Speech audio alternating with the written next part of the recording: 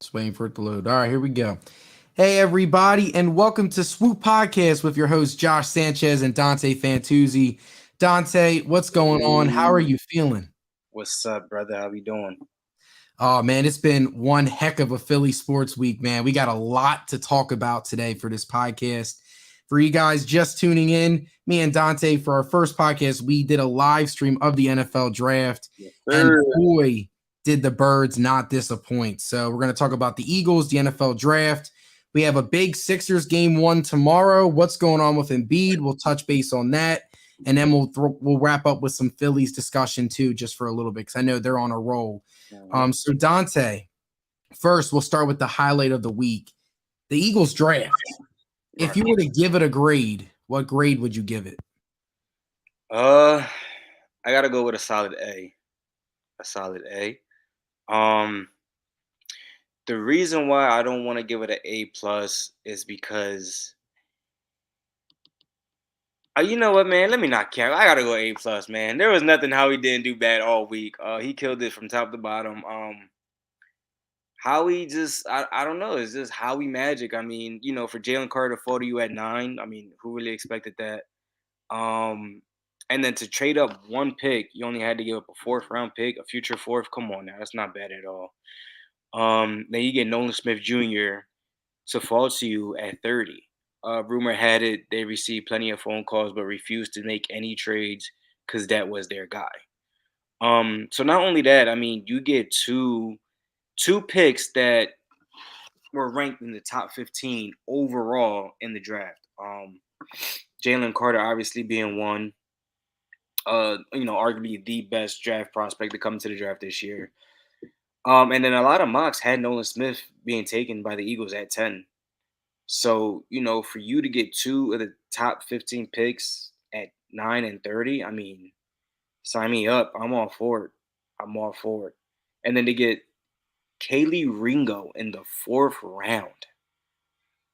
Um, Brush, astronomical, phenomenal. So all the way around, how we killed it. Obviously, I'm missing out the one key piece, which was the trade. Um, I'm pretty sure we'll get back into that we once we get deeper into the podcast and further discussion. So, what about you, Josh? What was your thoughts and your opinions on it? Oh man, I mean, as you can see on our live stream, I had to include certified lover boy Howie Roseman on our podcast as well for the bottom screen. Um, man, just to say, I will say this, like it seems to me like ever since that Jalen Reagor incident happened, where we Mhm, should have taken Justin Jefferson, Howie Roseman tried to get too cute, tried to go above what everybody was saying. It mhm. seems like Howie Roseman like looked at himself in the mirror and was like, I have to do better. And ever since that draft pick, these past couple of drafts, he has been phenomenal. And I think this draft is probably the best out of all of them, out of the past three. This is just my honest opinion. You get Jalen Carter, arguably the best player in the draft. You saw Micah Parsons' reaction live. That was great. You saw a lot of Cowboys fans immediately be like, oh man, like, because we had a lot of holes to fill in that defense coming into this draft. And like losing Hargrave was a great player, but because we had to pay Jalen Hurts, he had to go. And we got a replacement right there in the middle. And that was the start of the draft. He's arguably the best player in the draft. He goes to you. All you do is trade up one spot. You give up one middle round pick. You like that from there. That was great. And then at 30, I know we didn't get a chance to see it live at 30, but I remember Connor Thomas even came on our live stream and was like, there's no way that he is going to stay 230 with Nolan Smith. And the fact that he fell right down to our lap, because this was a guy that we were projected even that we might have even taken with the 10th pick because of that. So to have two guys, Carter and Smith, come down to you in the first round, excellent start. And then, like you said, getting Ringo in the 4th round, even the safety from Illinois. I really like him. He's a big hitter. Like he's going to come in. He's going to help us with run Sydney support. Brown. Sydney Brown. Yeah. Yeah, Sidney Brown. And his name just sounds, it sounds good. And then we got the lineman from Alabama for just added depth. So, like, what Howie Roseman did, the only pick, and this is just me nitpicking, I didn't understand the quarterback in the 6th round. He from Stanford. He kind of he's not really, he's not mobile. He took the most sacks in college football this year. But I mean, that's just me nitpicking though. But other than that, like Yeah, his so draft was excellent. So just to give you like the type of ideology I seen it as is Howie doesn't really like they don't like to pay backup quarterbacks in a sense. I mean, you've seen it with Chase Daniel at one point. You've seen it with what was the kid's name that we had drafted and he signed with San Francisco. Um Nate yeah, Sudfeld. yeah, That's Nate what I'm talking Sudfeld, yeah, yep. about. And with Gardner Minshew. Gardner Minshew was a 1-year rental. So, the history and the pattern of it shows and tells me that they're not going to really invest into a backup quarterback. Now, this year, albeit they had to because Gardner Minshew went elsewhere, so you were kind of forced to give a a backup quarterback some type of money, and you did that when you went and got Marcus Mariota. But I mean, the way I see it as is if they can draft a quarterback who can be a backup quarterback, why not do it? So I see it as you took Marcus Mariota for a 1-year deal, and there you go.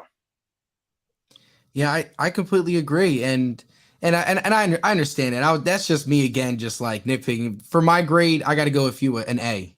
Honestly, I would go A plus, just because of all the moves he made. I also wanted to add too. Did we get another mid-round pick too?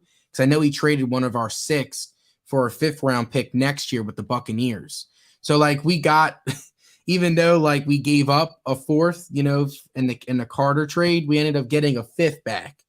Because we ended up trading one of our 6th-round picks. So from top to bottom, I'm gonna have to go back and research that because I'm yeah. not too sure off the top of my head. I would have to go back and relook at it. Yeah, no, I'm gonna double check that too. But I know for a fact, I know we got something. So like Howie Roseman from top to bottom had an excellent draft. And I know a lot of GMs around the league are jealous of the amount of praise he is getting. But I mean, he's earned all the praise. Like I said, that Jalen Reagor pick, I think for him was a big wake up call. Like, look, like even though I won a Super Bowl here, I cannot be messing up these drafts because like we got to build more. We got to build for the future, and to have all of the Georgia Bulldogs national championship defense, pretty much. I don't know if you've done this yet, bro, but I looked at some of the Georgia defenses, and I'm like, oh, he's an Eagle. There's Ringo on the outside. He shut down his receiver on the other side. You got Carter pressured from the middle. You got Nolan No, Smith. no, I haven't done that yet. Honestly, I can't do what these people do nowadays. I'm gonna call it the media, and you get too many people who try to be a Mike Mayock or Mel Kiper Jr. Like, dude, you're nobody. Like, you're just looking at numbers and analytics and like, oh my god, yeah, this guy's gonna be good. Like, no, like I can't go off of analytics. I have to go by what the eye test tells me. So at some point, I will take the time out to watch Georgia and Alabama that game again, so I could see exactly what it was not Jordan, what Jalen Carter was doing, or I'm gonna go and focus in on Kele Ringo and say, okay, this is what he was doing. And I know Nolan Smith wasn't playing, but I'm gonna, try and take a quick look at like, okay, how is he on the sideline supporting his teammates? So like those are the things that I'm gonna go back and when I find some time, I'm gonna go back, take a look, and rewatch that game. But you hit on something that I want to point out, and you said it perfectly. You brought it up. That Jalen Reagor draft. You take Jalen Reagor, you try and get too cute, you try to outsmart the room when the room outsmarted you in a sense. Because now the past couple years after that draft, Howie has just kept it short and simple. Okay, let's go shopping in the SEC. Let's see what's the top talent there. Short and simple. Short and simple. That's all you have to do. You don't have to go and outthink the Miami Dolphins. You don't have to go and outthink the Cleveland Browns. You don't have to go and outthink Minnesota. Like, you don't have to do all of that. You know what I'm saying? Take the top talent there that is right there in front of you. It's obvious that's the top talent. And ever since that draft, Howie, I mean, let's look at some of the notable draft picks. Lander Dickinson, Jordan Mailata. Even though that wasn't a short and simple pick, but that's just a kudos to Howie. Devontae Smith, um, Jordan Davis. Um, who else did we take? A lot of people for some reason, and it blows my mind. Nakobe Dean was projected to be a first round pick last year. He fell to the Eagles in the third round. Why are they questioning him? I don't know. Like, this was a guy that a lot of people begged the Eagles to get in the first round, and he fell to you in the third round. So why are you questioning what this man is going to bring to the table? So that blows my mind. So just keep it short and simple, man. That's what Howie's been doing ever since that Jalen Reagor pick, and even Jalen Hurts. I wasn't a big fan of the pick at the time, but it turned out to prove me wrong. You went shopping at the right grocery market. You went shopping in the right aisle. And this team is starting to, Howie's loading his team up with SEC players. And SEC is the closest thing to the NFL in the collegiate level. So I'm just happy he's keeping it short and simple.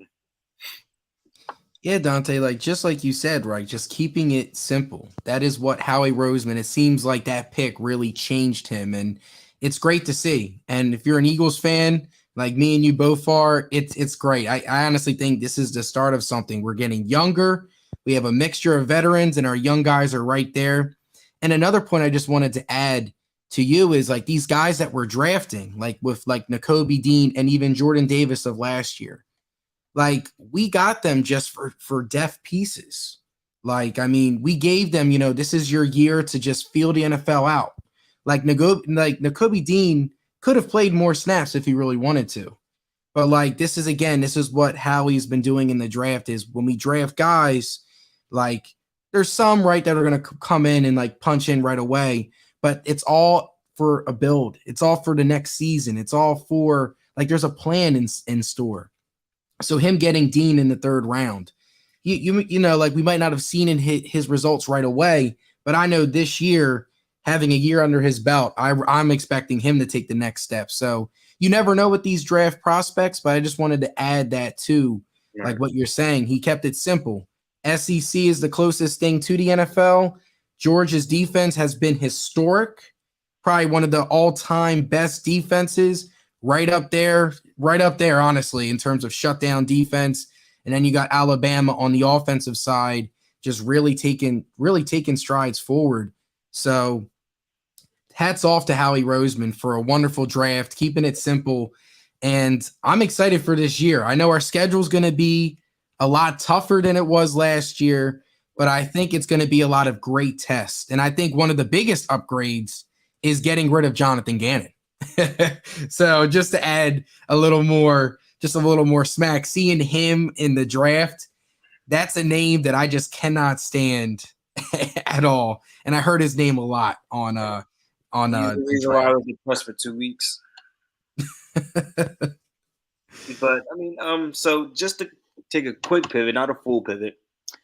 Um, when we had Connor Thomas on the other day, during our live stream of the draft, he pointed out what happened last year, um, with the trade for AJ Brown, right? And us as fans thinking, "Oh my God, what's how we gonna do this year?" Um, so AJ Brown was, during the draft last year, and then as we pivoted to a week before the season started, he trades for CJ Gardner Johnson. So it's like us Eagles fans, we're getting spoiled at this point in time to where, okay, what ridiculous trade is Howie going to do now? What is it that Howie is going to magically pull off and just basically steal another team's pot of gold, and just run with it? Now, this year, it just turned out to be Deandre Swift, Philly product, St. Joe's prep kid, a Georgia Bulldog. And the kid is, to me, a step up from Miles Sanders. They have the same running ability. They like to go bounce it out east west with the home run hitting. But the wrinkle that gives DeAndre Swift that edge above Miles is he's a pass catcher. He can catch the ball out the backfield. He can give you I don't know 3 receptions, 42 yards, or he can give you 5 receptions, 52 yards. He's that dual hybrid back, right? So as we pivot to that real quick, Josh, I just want to know what was your instant reaction to everything, and how do you potentially view what our offense is going to look like now moving forward? When I first heard the news, first, before I answer this question, so I know how I talked about the 5th round pick. So just giving you a heads up. So the Eagles, on Saturday, the Eagles traded their 191st pick to the Buccaneers for a 2024 5th rounder for next year. So I just wanted to just throw that. I have that source to back me up what I was saying. But now to answer your question, though, when I first heard the news with DeAndre Swift, I was absolutely excited because I felt like our running back room is solid. Don't get me wrong. Gainwell, you saw in the postseason, he was our best running back. Rashard Penny, he is a good, solid running back, but he has a lot of injury concerns. And then you got Boston Scott. Boston Scott is a guy that you want on like your 3rd or 4th running back in the depth chart to just mix in and sprinkle in here and there, depending on the matchups. So I felt like we needed one more piece.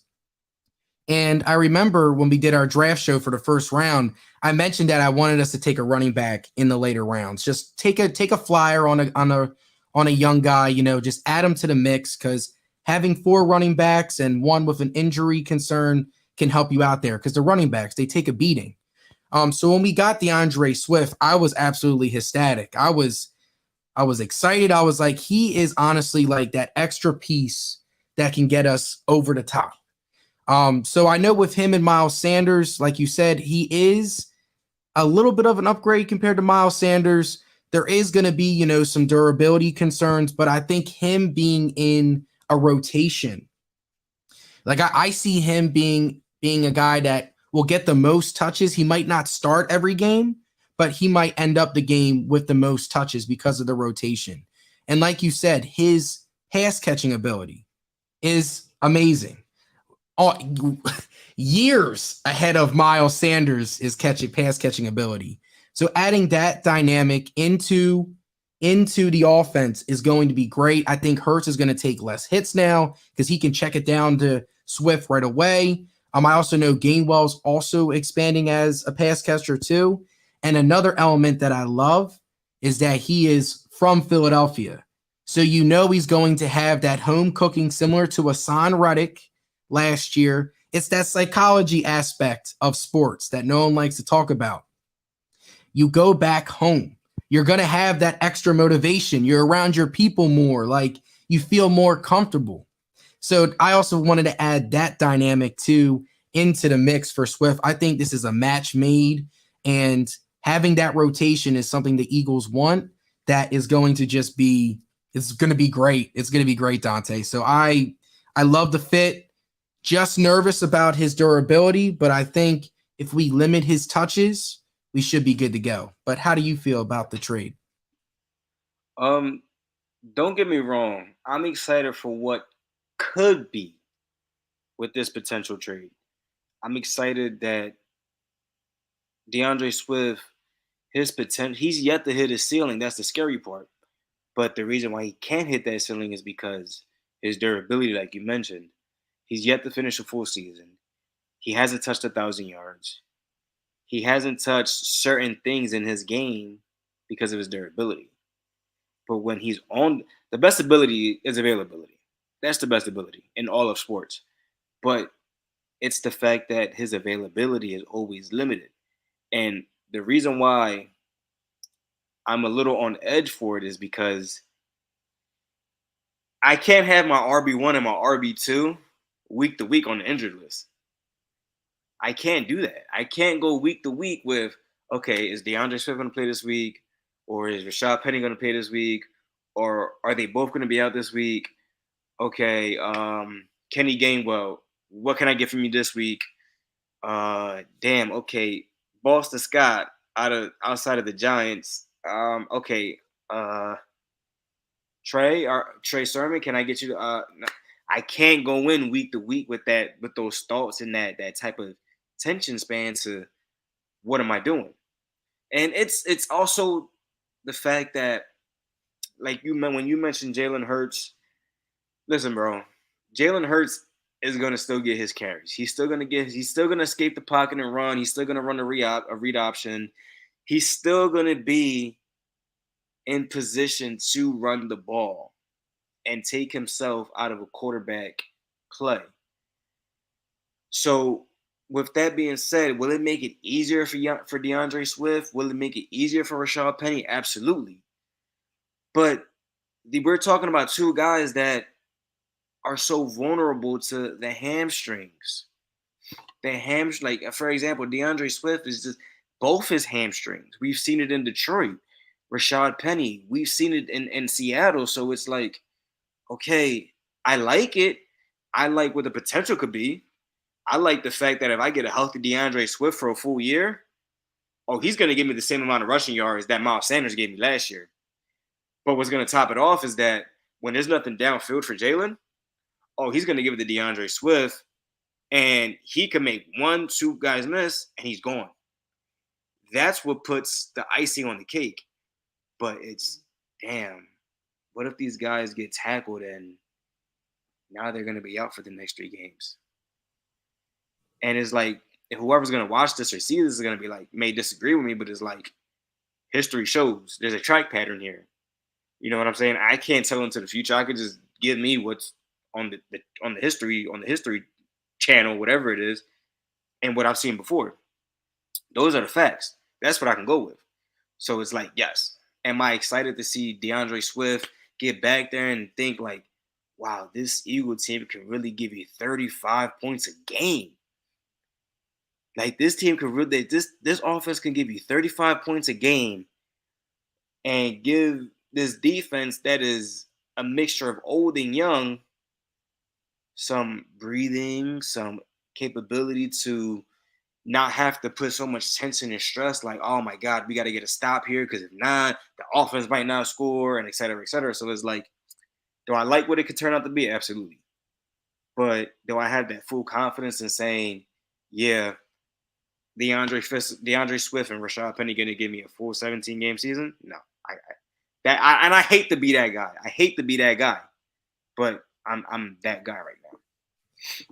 I mean, what you're saying is not wrong. Like we have to rationalize our thoughts sometimes, right? Like we have to think deeper. And one of the things, right, when it comes to Rashad Penny and DeAndre Swift, part of the reason why we take the risk is because of the durability concerns. And I think having them in a rotation and limiting their touches can help ease some of that. But like you said, though, like you can't, if you're going to go in expecting, oh yeah, he's going to play both of them are going to play all 17 games and things are going to be good. You're not, you got to think more logically here. But as long as they are healthy, come playoff time, Jalen Hurts running that read option will also help too. So that way it's not as many carries on them. But we just have to wait and see. And that's something, and your concerns are definitely very valid. And that's something where we need to monitor as the season goes along. And also, to add to your point, we're going to be playing a lot of tough physical teams this year too. Like we're playing the Bills, we're playing the Jets, I know we've always beaten the Jets, but you know what I mean? Like that game's going to be physical. We're playing the 49ers again, the Chiefs. So we have a lot of physical games that it's going to be a full 60 minutes, whereas last year we were cruising for half of the games. So that's going to be something that we're going to have to monitor throughout. But if these guys are healthy, man, we got ourselves not only elite running, but also elite pass catching from our running backs and our receivers. And it's going to be great. And here's another thing too. Jalen Hurts is going to be a lot better as well. And also our offensive line too. Our offensive line is going to create these holes, and these guys are just going to have to finish. So we got our line, And then Jalen Hurts taking the next steps, which I know he will because he has that mentality. We're feeling good. It's in a really good spot. But, we always got to be realistic with some of our expectations too. So I completely get what you're saying, Dante. Now, to everything that's happened, right? Are you surprised they didn't draft a guard? I do know the Alabama kid, he might move I to don't a, know. yeah, I don't I know don't either. know if I'm comfortable with taking a rookie guard to fill in that just like that. I'm not sure. And I mean, unless they're trying to say Cam Jurgens is going to be our right guard for the next year, unless that's what they're trying to tell us. But I don't know. I don't know. Out of everything we drafted, every position we touched, right guard was not touched. Now they did draft the kid out of Bama, and he was selected a tackle, but we all know he will get switched over to guard. But that kind of shocked me a bit. Yeah, Tyler Steen, that's his name. Mm-hmm. Yeah, Tyler Steen. Um, I mean, he could also be in the mix. I know they were talking about Cam Jurgens also too. It all depends. Like again, that's one of the reasons why we drafted that lineman in the second round just to add depth. So and with Jeff Stoutland, he's good at finding and molding good talent. So that's something that we'll just keep an eye on and we'll continue to monitor. But I also want to share this with you too, though. I believe every team is going to have question marks, right? Like even the Chiefs that just won the Super Bowl, there's probably question marks that they have. So for us, just with this draft, filling in some of those question marks and having a great draft like we did, we still have all free agency. Like last year, literally like a week before training camp, we got CJ Gardner Johnson. So it's like who knows what else is going to be in store. But like you said though, that right guard, there's going to be a question mark. Our running back staying healthy, that is going to be a question mark. And then on the defensive side too, right? Like are these young guys ready to step up? So those are all going to be question marks that we need to think about. Just to wrap up, because I know we talked a lot about the Eagles, because obviously they were the highlight of the week. How do you feel about their undrafted free agent signing? So I know they signed Alabama prospect Eli Ricks. I know Eli was a great corner for Alabama. I believe he had over like 200 snaps, did not allow a touchdown. So I want your opinions on that. And also we got a punter too. I forget. I don't know his name off the top of my head, but this punter can kick, man, from Kansas State. I don't know if you've seen his highlights, but we got him too. So I didn't see any. I mean, I didn't see anything about a punter. But as far as to answer your question, I'm gonna put it to you like this, bro. There's a reason why they were undrafted. Um, there was a reason why these guys didn't receive a phone call. But that's not to say that they can't play in this league.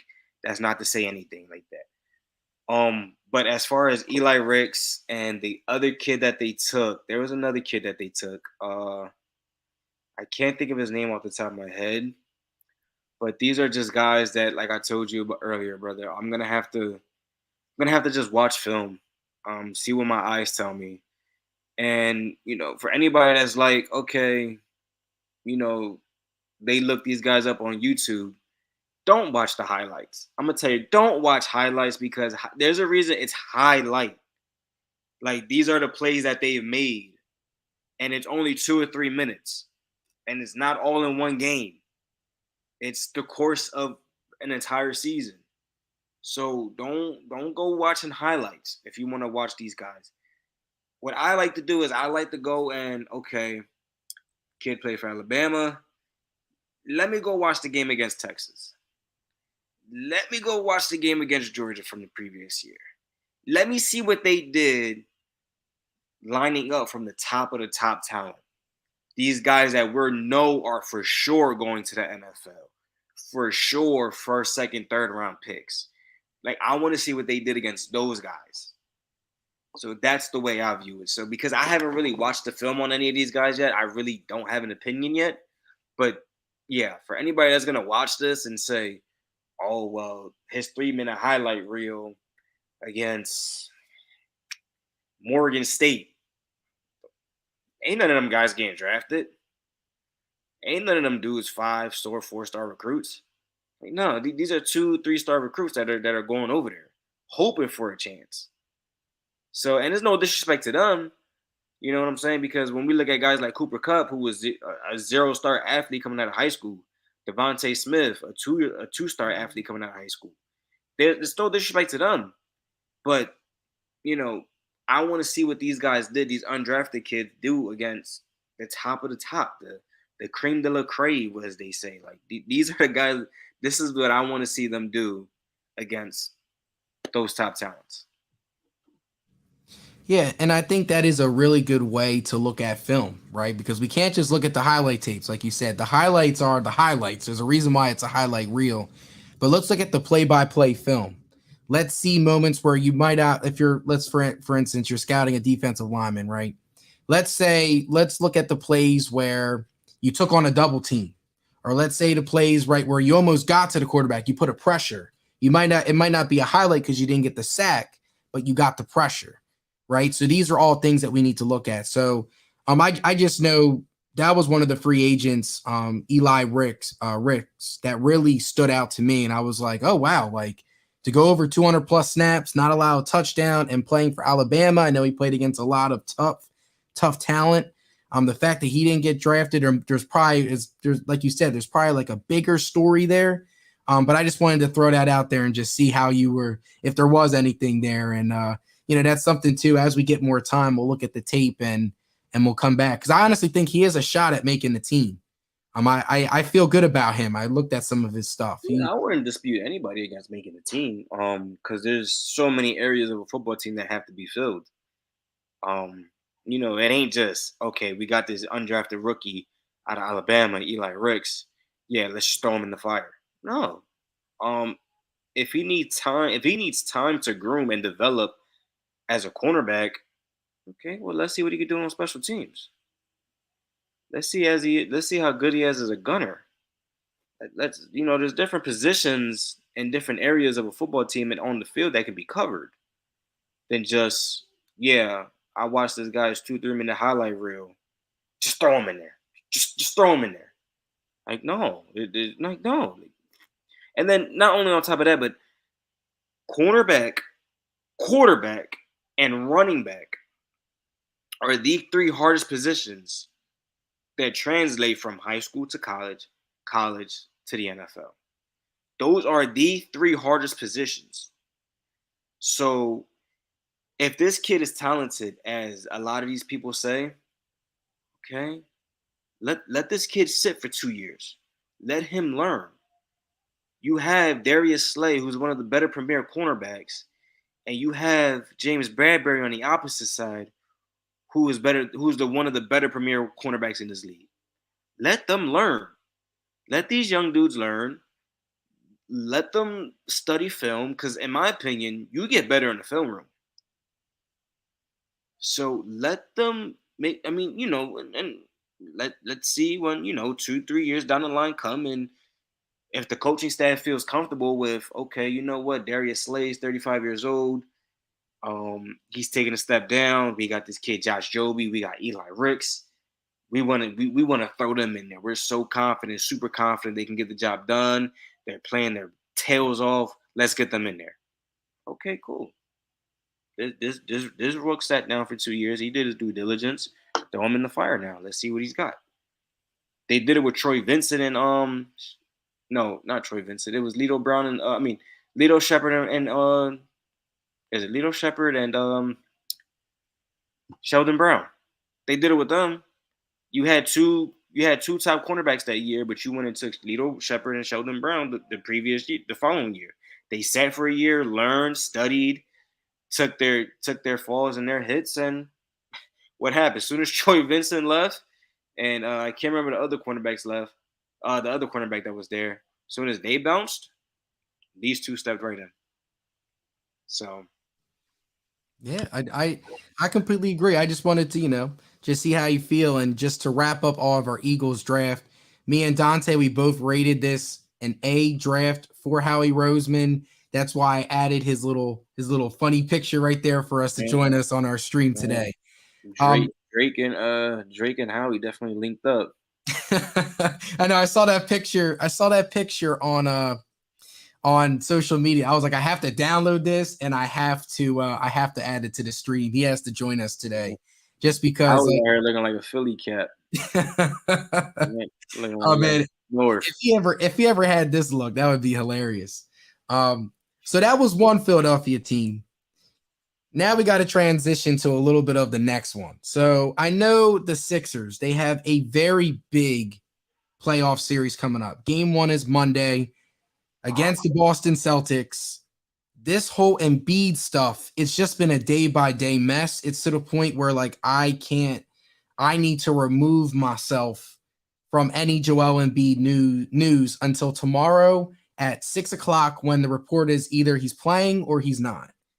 Because the inconsistencies of reporting has been up and down. It's been affecting my mental health.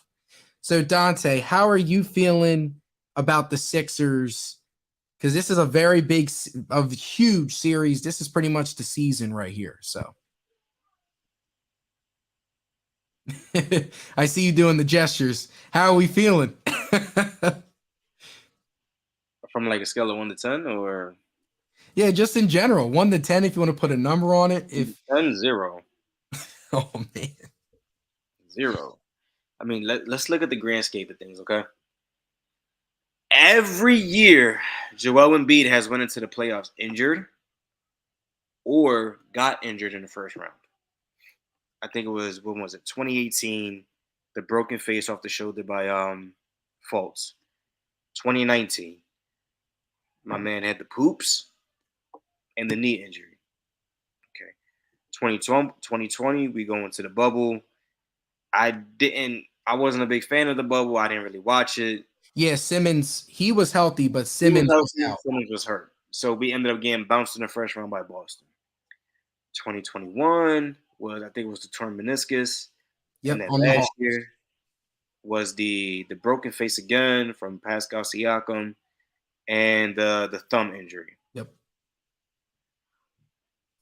I can't take it anymore. I can't take this anymore. I'm on the verge of imploding, and you know what? Just jumping off of a cliff. As I will always be a diehard Sixers fan, but as far as having any faith at this point, I have zero faith. Now you're going up against a team that made it to the NBA Finals last year. They lost to Golden State. Okay, that's fine. But they made it out of the East and made it to the finals. And I think they won 6 games. So what does that tell me? Okay. You're going up against, let's just start off, 2 players that are top 5 talents in the league. You're going up against a team that is stacked with depth. You're going against a team that knows how to win. And last but not least, you're going up against a team you can't beat. The Sixers cannot beat the Celtics. So as far as me having any faith or any culpability to have any type of enjoyment in this run, no, I haven't. I can honestly count on my hands how many games I've really tuned in and watched. Because it's good to me, I see it as a case of another year, same thing. Or how about this? Same shit, different day. Or same shit, different year. So what am I going to look forward to? What am I looking forward to? I mean, we're in the playoffs and James Harden's out here playing like this is still a regular season game. We got James Harden, it's the playoffs, and you got James Harden out here in Vegas getting into trouble. So it's like, bro, like, where's your head at? Like, I get it, I seen this whole Dennis Rodman thing where Dennis Rodman in the finals had to go take a break, went to, I guess, Vegas himself, came back and picked right up. Okay, cool. But they're 2 different completely players. We look at James Harden as an all-star to where he can give us 20 and 11 every night. Dennis Rodman was used for one thing. He was a hustle man that gave you 20 boards a game and sacrificed his body. They're two different games, two different styles of play, and two completely different eras. So I have no excitement for this round. I have no expectation. I have no hope. I have none of that. I have none of that. And honestly, I'm at the point where I'm okay with Embiid. If we don't make it past the second round this year, I'm okay with Embiid requesting a trade. Because yeah, he hasn't been healthy for a majority of any playoff run that you sustained, but you haven't given this man the firepower and tools that he's needed to make that run. I mean, don't get me wrong, James Harden is doing what we wanted out of Ben Simmons. We cried, bitch, complained about Ben Simmons and the whole shenanigans, and the Hawks mentally broke the franchise. Well, yeah, basically broke Ben Simmons. Let me not say the franchise. The Hawks broke Ben Simmons. So you traded him, you got James Harden in return. Okay, cool. You used last year as a half a year and they couldn't gel and the whole shenanigans and whatever. Okay, cool. James Harden is giving you what you wanted out of Ben Simmons last year. But watching that Nets series, James Harden couldn't get past Nick Claxton. And he continues to do this whole dribble, step back jump shot. Dribble. I'm going to drive to the basket, throw the ball in the air, and scream to pretend I got fouled. Like, bro, that's not winning basketball. It's not winning basketball. It's not going to help you and Embiid go to the next level. So I have no faith, no hope, no nothing, man. And it goes back to what I said not too long ago. James Harden, you're in Vegas when you're supposed to be home. Like, aren't you the one that was complaining about an ankle injury or something like that not too long ago? And that the pain was so unbearable, it was hard for you to walk, et cetera, whatever the case is, whatever you said. So if that's the case, and if this ankle injury isn't going to get better while being on it, and it's not going to get any worse or any better as the season progresses, why are you in Vegas getting into trouble, getting into arguments? Why are you not home getting treatment, getting rest? You were literally on what, a 10-day vacation, I guess you could say. You didn't play for 10 days. You had 10 days off to prepare for the Celtics, but you want to be out there in Vegas? Oh, man, come on. That right there is just telling me where your mind is. Your mind is not ready for the second round, apparently. That's how I'm taking it. And that's the only thing I can only go based off of actions. And your actions are telling me, yeah, let me go to Vegas and get my mind off of basketball. Bro, you're supposed to be home resting. You know your big man Embiid now has a grade 1 LCL sprain or whatever it is. Like, I'm yeah. Go ahead, Josh. You got it. I'm done. Well, no, I could tell. I mean, this is years of the same stuff. Like, it's just years of frustration, anger. And what makes it even more frustrating is if you take those injuries away. I mean, in 2021, right? That was an opportunity. It would have been us and the Bucks in the conference finals, right? This year, the Bucks lose to the Miami Heat.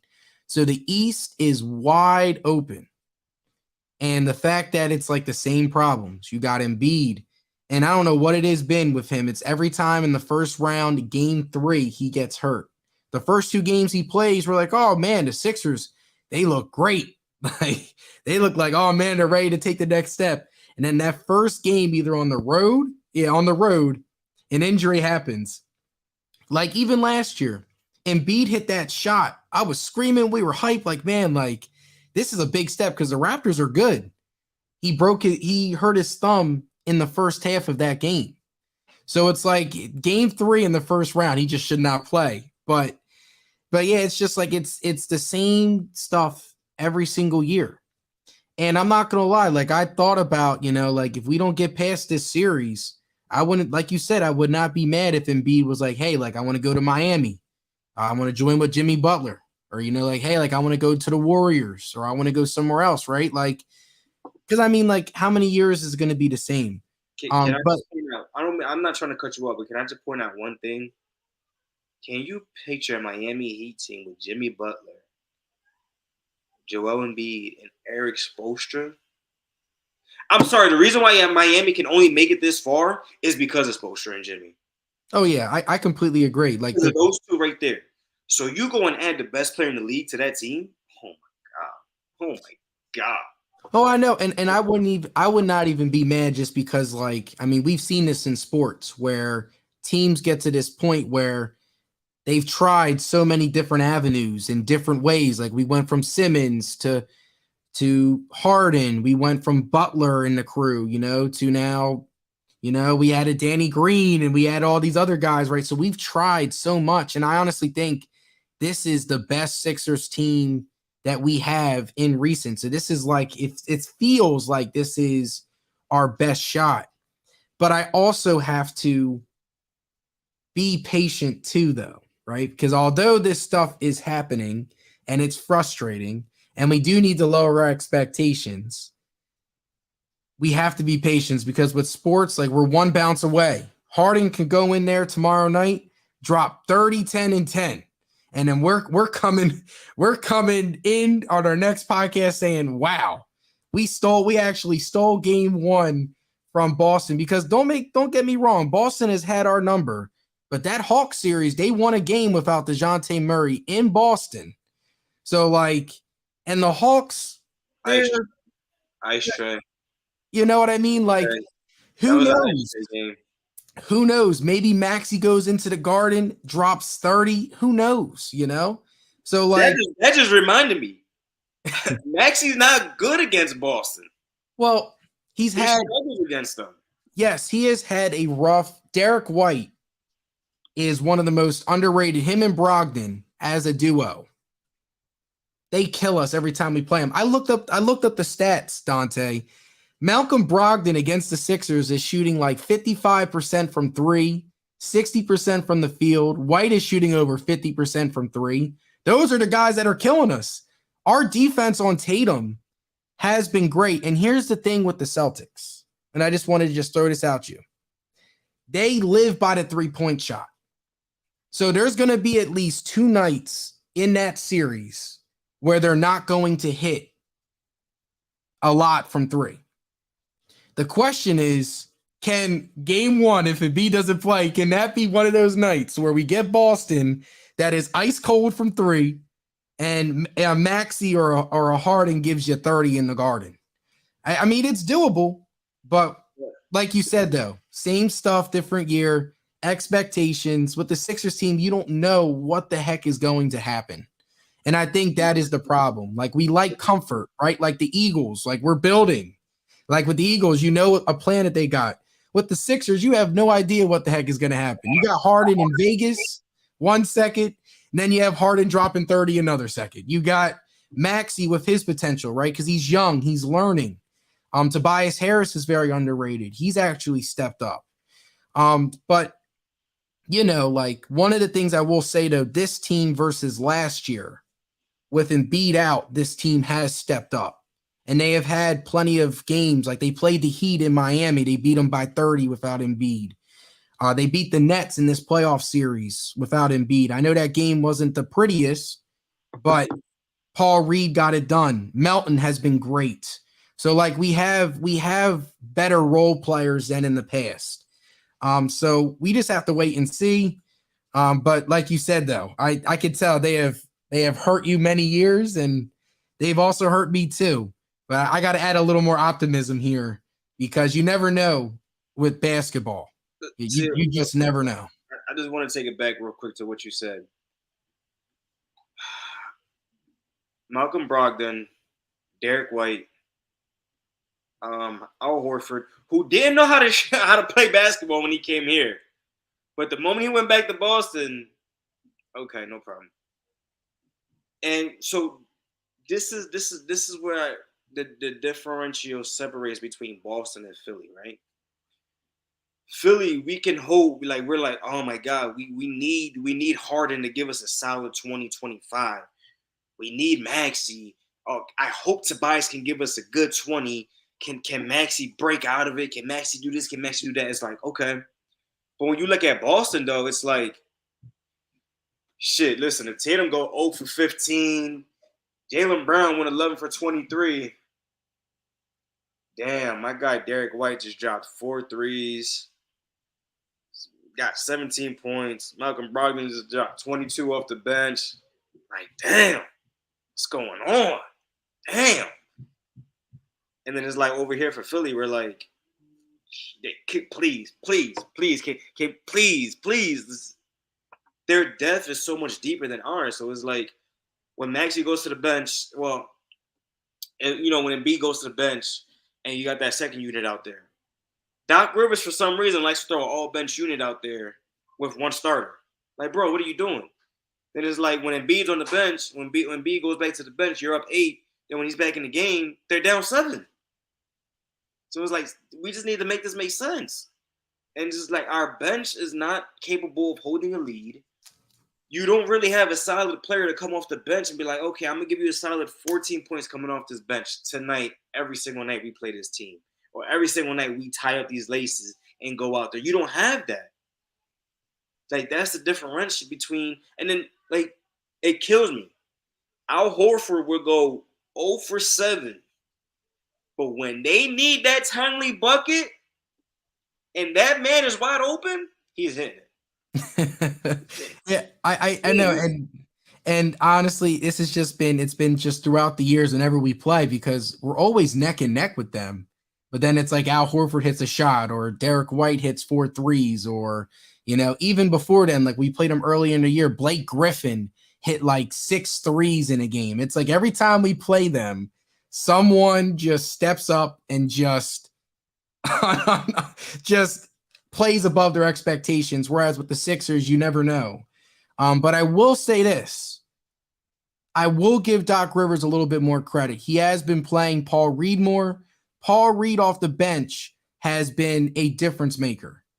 Now, when Embiid's out, we're just praying that we just keep the game within reach. Paul Reed, actually, he brings energy. He had 10 points, 15 boards in his start. Like, he knows his role. He's going to get boards. He's going to be an energy guy. And if Embiid does not play tomorrow night, we don't have to do drop coverage with him. He's someone that you can switch. He's a body. He just has to be – he's young, so he's going to make dumb mistakes, obviously. But I think Doc Rivers has employed more trust into him, and that has helped him boost his confidence. So he is someone that, you never know. He can give you those boards. But we just have to wait and see. I just wanted to see a little Sixers talk and stuff. Anything else on your mind about the Sixers? Because I know they have a big game tomorrow, and we shall see. Because I know we're going to be broadcasting that game for a little bit too. Boston in 5. Oh man. Oh man. So in 5, bro. I'm calling it right now. Don't get your hopes up. I'm 5, brother. Boston oh man. And they're gonna come back home, win game 3, so they can avoid a sweep. Okay. I mean, we'll see. We will see. We will see. Who knows? If they go into the Garden and take one of these 2 games, I think our opinions are gonna start changing about this team. Something tells me they're gonna do it. But Dante, I know we have a couple minutes left for our podcast today. Would you like to talk a little bit about Phillies, or do you have any closing words that you would like to share to everybody? As far as what the Phillies go, man, listen, anybody that's ready to jump ship, just relax, calm down, okay? Baseball just started, okay? They're not even a month in. So, they're probably a month in about now. Yeah, literally, I think today makes a month that the season has started. So, it's a wise person once told me this. He said, baseball is a long season. You're going to go 60 and 60. It's what you do in the other 62 games. And when I thought about it, I'm like, damn, he's right. Like, every team is going to lose 60 games, and every team is going to win 60 games. The other 62 is what really matters. So anybody ready to jump ship off the Phillies, calm down. Bryce Harper, we just got the news today. Bryce Harper should be back within the week coming up. So it'll bring some more power, depth, and stability to the lineup, which is already a deep lineup. I'm just uh, I'm not gonna say I'm worried about our rotate our bullpen is good. It's the starting rotation I'm a little concerned about, but it's gonna get there eventually. Everything's gonna have to run its course, take its time, and when it gets there, we'll get there. We'll revisit the Phillies, and I'll start the. I'll pay attention to games, watch games, but I really won't have much concern and food for thought until August, September, after the All-Star break. Once after the All-Star break picks up, I'll have more. Okay, I'm worried here, or this needs to pick up now, and stuff like that. So, but as far as everything goes, man, it's still an early season. I like our offense. I like our hitters. I like our bullpen. So it's just our starting five pitchers, and well, I'm pretty sure as the season goes along, Willer's getting better. Nola had a good game against the Astros, but it's all gonna have to run its course, brother. Baseball's a long season. All right, bro. Are you ready for me to set the scene? Set it. All right. So this Friday, because you know how Bryce Harper, right? He's gonna see a doctor, right? And all that stuff.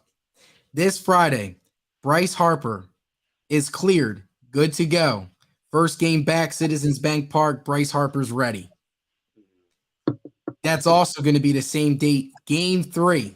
That's when Embiid's MVP trophy presentation is going to happen. Series is going to be 1-1. Sixers go up 2-1. Win Game 3. Embiid in his MVP trophy presentation. The Phillies, they have won 10 of their last 13. Right now, just a live update, it's 3-2 Astros. Sunday Night Baseball, so I'm going to watch the rest of that while our podcast is going. Phillies win on Bryce Harper's return, and they also coming off of a sweep of the Houston Astros this weekend. So that is what's going to happen this Friday. Scene is set. Bro. All right. I like that. I like everything you pictured out, except for it being 1-1. I like that. The Game 3's here in Philly. Bryce makes his debut. He cranks one to right center, and B gets his MVP trophy. Sixers win Game 3, and then lose 4 and 5. But I like it. So. Right, when that happens on our podcast next week, I'm gonna be like, look, I'm gonna show up in my Phillies jersey. I'm probably I'm saying I was wrong. I would tell you when I would say I'm wrong, but I'm gonna and it's not a lot when I'm wrong. As far as sports go, in life I'll be wrong about a lot of shit. But in sports, there's a lot of times you probably won't get me there. But when I'm wrong, I would say I'm wrong. Oh, yeah, and I'm the same way too, bro. I'll be straightforward with you. Boston in 5. And I'm not a Boston fan, but Boston in 5. And I get it. The years of built up. This series is so intense. So I get it. So we'll see. And also, I just want to share too, if I'm completely wrong here and they're down 3-0 by next week, I'll be like, dang, bro, like you gotta have something, something's in the air, and I feel good. So I can tell you what's in the air, and I think it's coming from Delaware. You know what I'm saying, bro? You wanna, you know what I'm saying, brother? Because the way you pictured it out right there, brother, it was like you about to hit something right before the podcast. No, I didn't.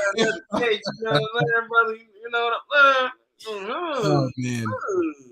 Oh man. Well, because that was a good dream right there, the way you laid it out. That was really, yeah.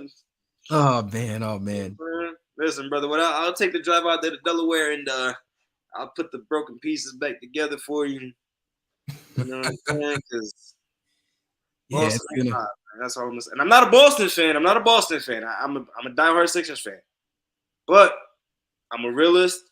I'm an honest person, and I call it how I see it. I'm taking Boston in 5. Okay, well, I guess we're just gonna have to wait and see. But all right, bro, thank you for a wonderful podcast. We're exactly an hour on the dot, hit our mark, talked about all three teams. So Dante, stay safe. We'll tune in next week. If you guys are a fan, hit that subscribe button, like and follow the podcast on Spotify and Apple Podcasts as well. This is the start of something. I know we got some more guests in store too. I know Dante's cooking up finding some guests on the radio and stuff. So we'll just wait and see. So as he puts the silent sign, but I may not know a guy, you know. I like to keep, the push, you know. I got you.